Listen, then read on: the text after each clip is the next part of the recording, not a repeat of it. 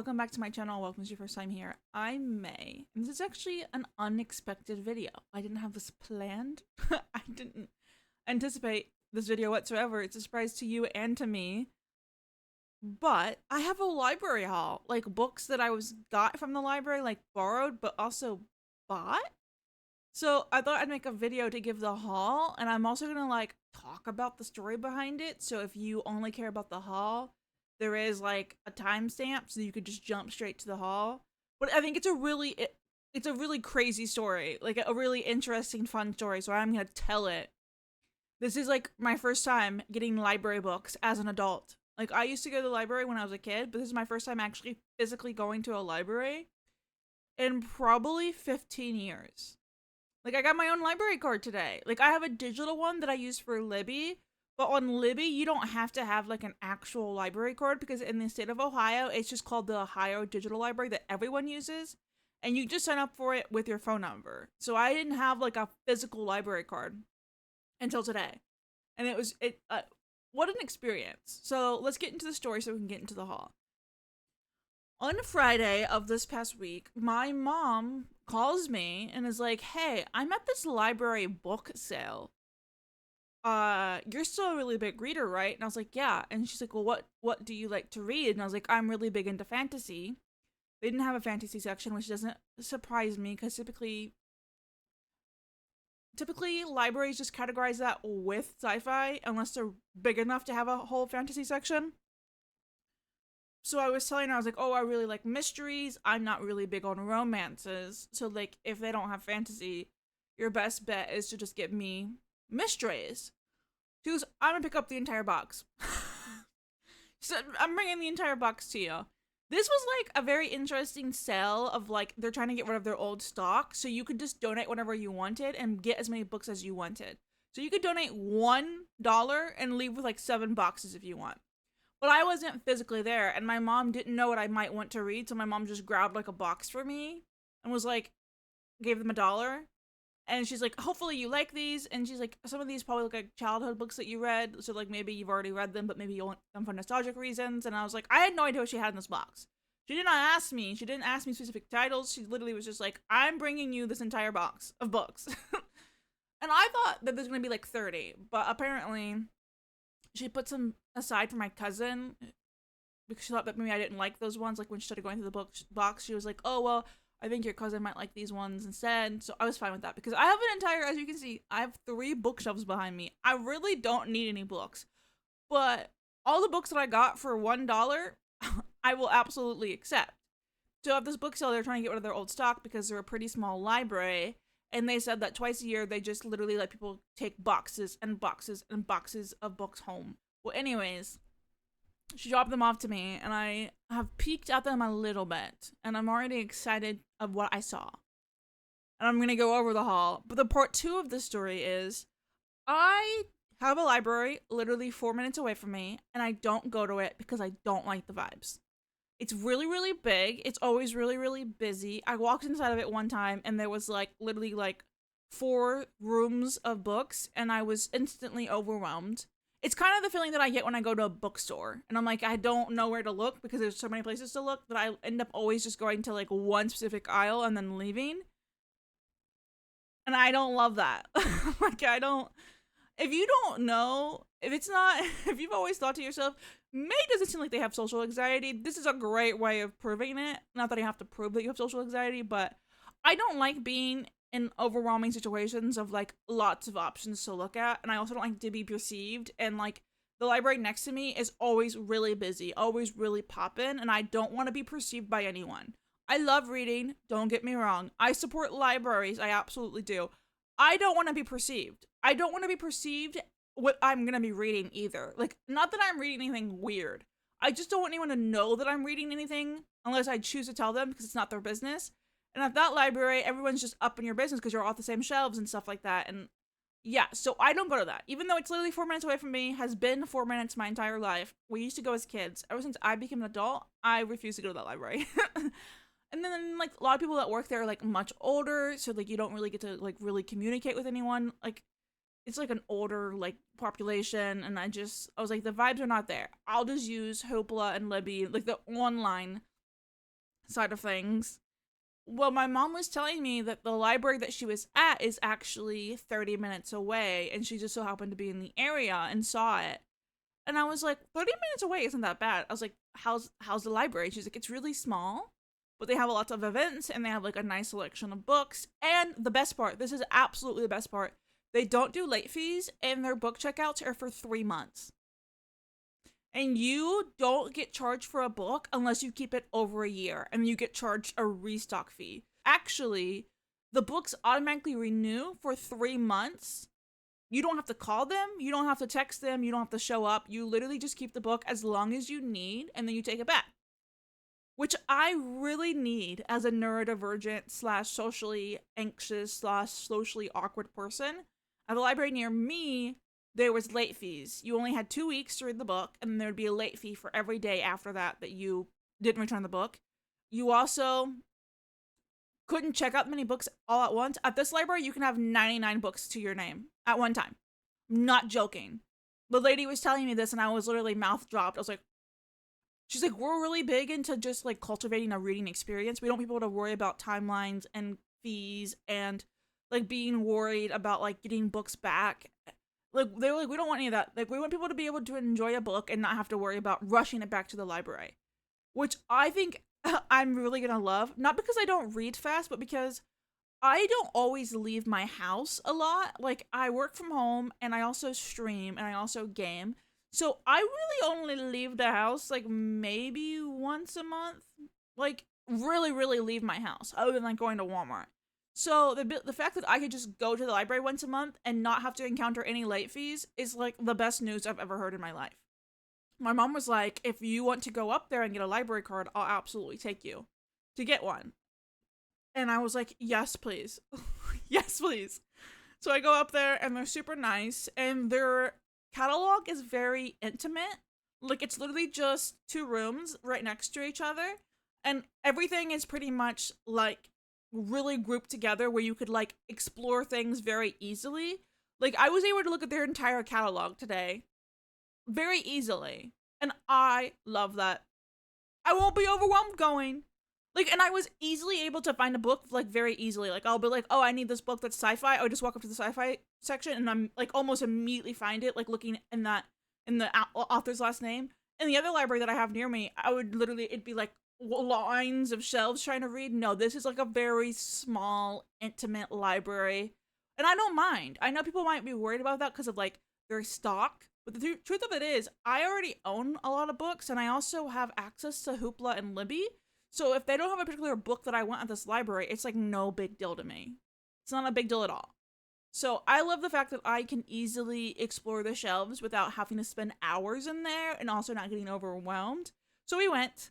And I really didn't know what I was going to get because I'm reading Friday books this month, books that my friend Friday picked out. But I actually ended up finding 3 books that Friday picked out for me in the library today. And I had them on hold on Libby, and I still had like 6 weeks to go. So it actually worked out perfectly because now I actually have the books. Like Mert was one of them that I had on hold, and I still had like 6 weeks to go. I got them today, so I can actually read them still. And yeah, so that's like the story behind the library. I'm like really excited, and the library card was free. They're super chill, and my mom and I are gonna go like once a month. Like, we're not gonna go a whole lot. When I make my TBR at the end of the month, I think I'm just gonna write it down and then take that piece of paper with me to the library when we go the first of the month, and then I can check out like all the books that I need. And I will say the only downside of this is that it means that the wait times for specific books are really, really long. Since you have 3 months to a book, that means if you have a really popular book that you want, you're going to be waiting a really long time. And it's a small library, so they don't have like multiple copies of books. So it's like they have 1 copy of a book. Like, let's say, I'm trying to think of a popular book. Like, let's just do like the example of like Butcher and Blackbird. That's like a pretty popular book. They said they have 1 copy of it, and it's like 8 people online. Well, you take 8 times 3, that's how long you'd be waiting for that book. Unless they returned it early. But it's not required to return it early. So that is the downside if you're looking for very particular books and popular books. You would not like my library. But I'm not looking for popular books. I'm just looking for ability to go to a library and not have a panic attack. So to me, this is a fucking win, everyone. This is gonna be great. I'm gonna have such a great time going to the library once a month. And they have other activities like bingo and crafts, and they have like book clubs, and they have 4 different types of book clubs. For a small library, like they're really killing it. Now we're gonna get into the actual book haul. I think I'm gonna show the books that I actually borrowed because there's only 5 of them, and the other one's is a lot bigger stack. So I got 4 books today from the library. I could have gotten more, but my mom was with me and she wasn't feeling super well, so we only stayed like maybe 45 minutes. So I didn't have like all the time that I could have used to like actually like think. Like I had time to look, but I didn't have time to think about what books I wanted.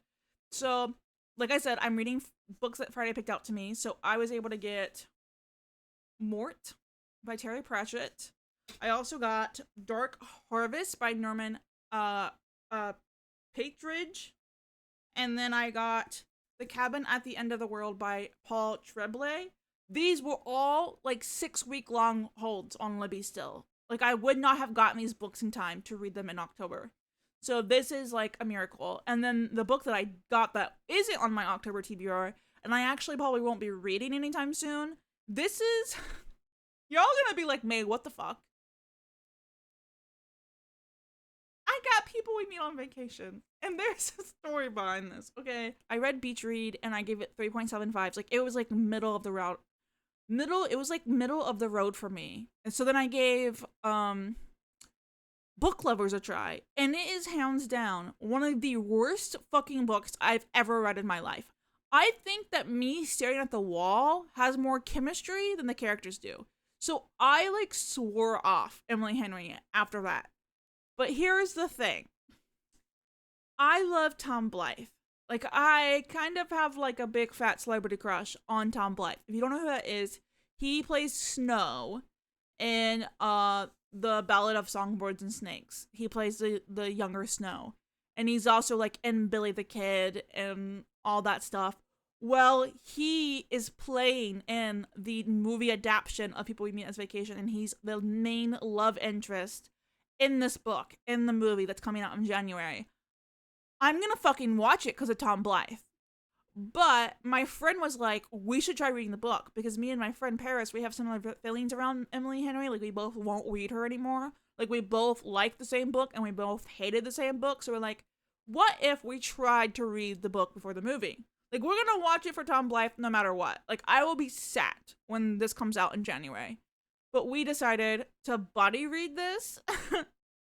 I'm probably gonna hate it. But the good news is I got it from the library. So that means that I won't lose anything if I don't like it. I didn't have to wait a long time for it on Libby. I didn't have to pay money for it. And I have it for the next 3 months, which would be perfect because in 3 months is January and I have to read it before January. So it will all even out. Like it's gonna be fine. But I'm probably gonna hate it. I won't lie to you. And if anyone can make me read a book that I don't probably gonna love, it's gonna be A British Man. So that's the actual haul of books that I went and picked out.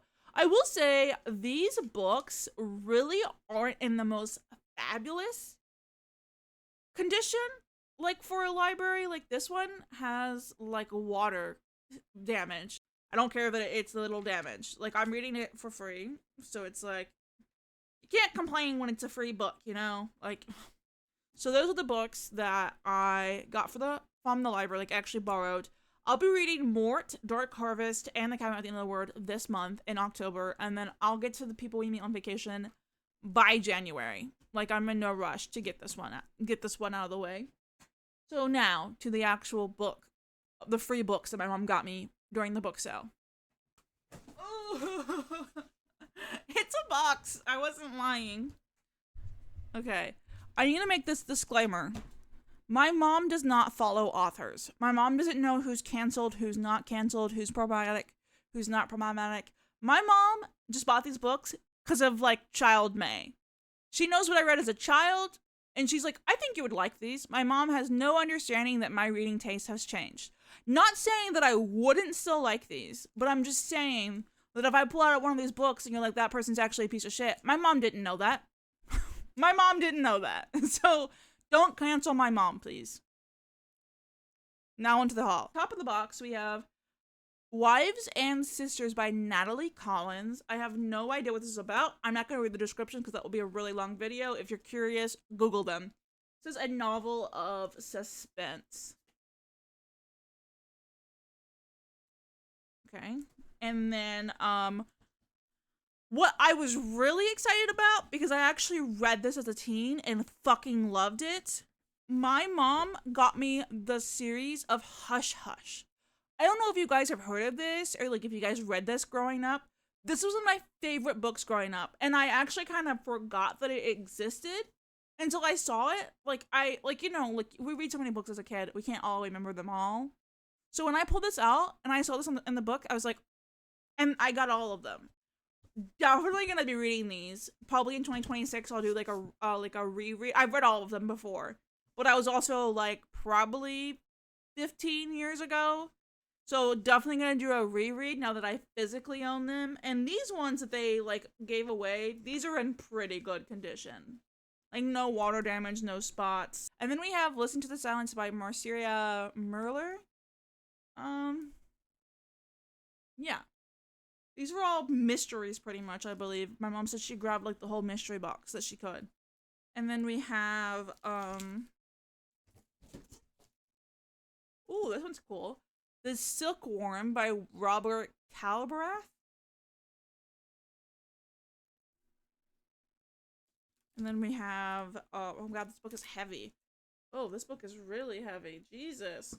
Then we have City on Fire.